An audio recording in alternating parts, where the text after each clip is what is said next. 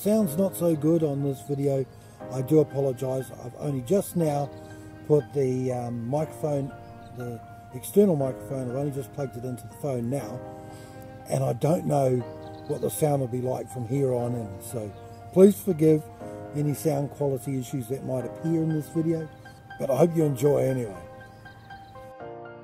Another beautiful misty day here today. I want to share a little bit of the struggle to put these together, actually, because I'm finding that, yeah, I don't want to bore you, you know.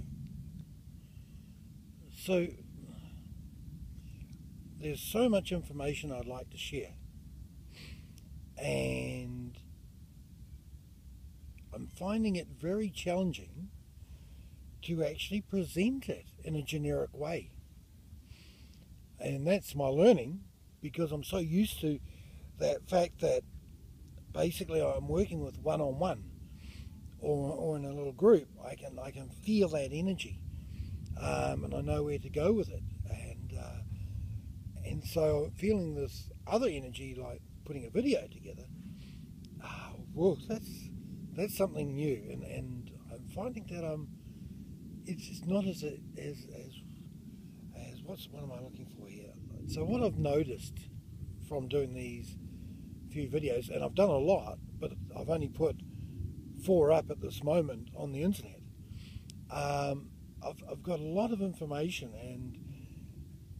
and I'm sharing it, but I'm also finding that, okay, I'm going to talk about a wee bit something different, what it's like to work in service. So I'm just going to do a bit of a breakdown, and I won't cover it all in this video, but just to give you an idea of what it's like to commit to working in service. And the first thing that I'd have to say is it's challenging. Not that I'm attached to the beloved or their situation. It's challenging because of the energy and the frequencies that are used. And I don't have a limitation on those frequencies and the energy. It's that, like, if I'm working with beloveds, I might have one beloved now, and I'm with them for however long that is, and it's usually about an hour, and then I go into the next beloved. And going into that next beloved, the frequencies are like, can go up and down. So each individual beloved, when you're working with them, has a different topic.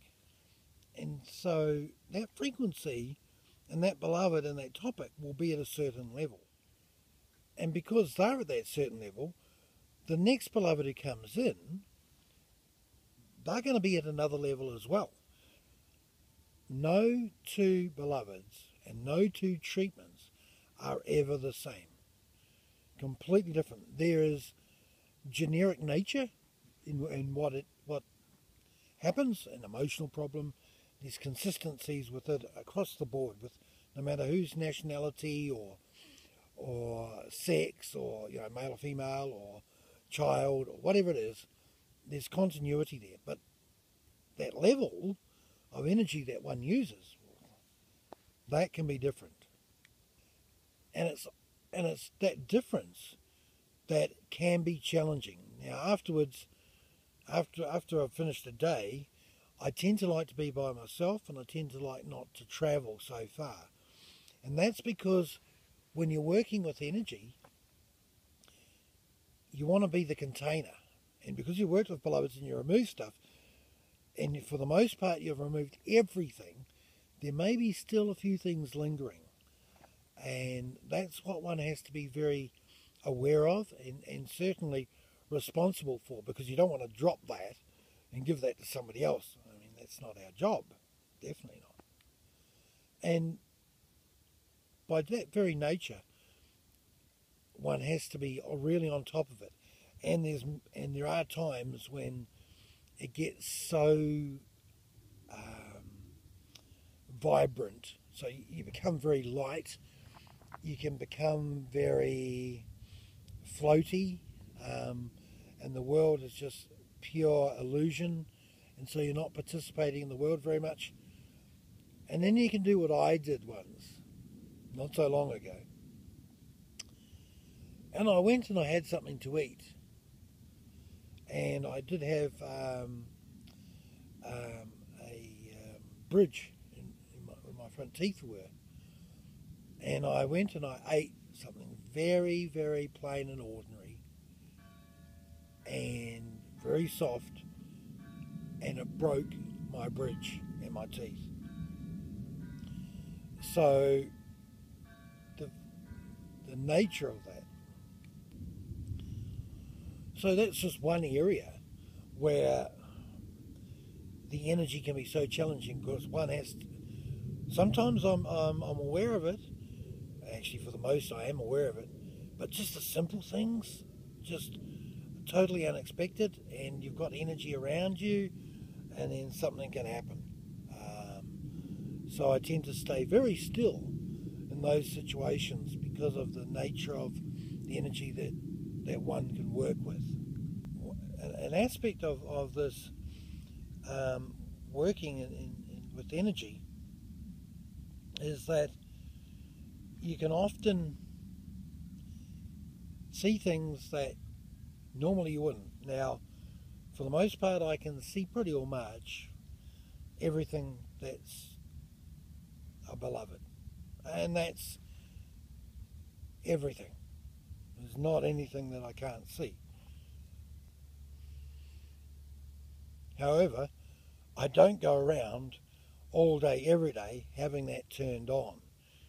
It happens when it's needed. I could be on a train, I could be in service, it's always on. But when I'm out and about in the world, like right now, it's dialed down. And the reason for that is because it's so much information, it'd be information overload. Not that the body and not that I and not that the connection to Great Spirit couldn't handle it.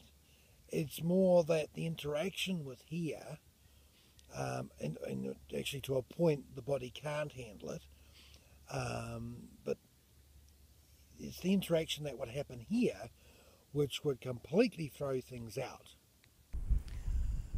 And this energy that I'm talking about, everyone has that capability. Everyone has that ability to see beyond what they see in front of them. It's important to recognize that the energy that is being used is in collaboration with all things, both the individual that I'm working with, as well as the universe and all the different aspects of the universe, and creation. I mean, it's so vast. There's no computer system on Earth that could fully document, understand, and interact with it at the same time, which is the great thing about the human experience. Because we can all do that, and we do every day, it's about becoming clearer in that communication. And I think the world is starting to wake up. There's a lot of hope out there for everyone. I think that the old mechanisms that have worked to manipulate, dominate, and control and subvert and all the other manner of things, they're not working, and beloveds are getting very smart. You're getting very smart.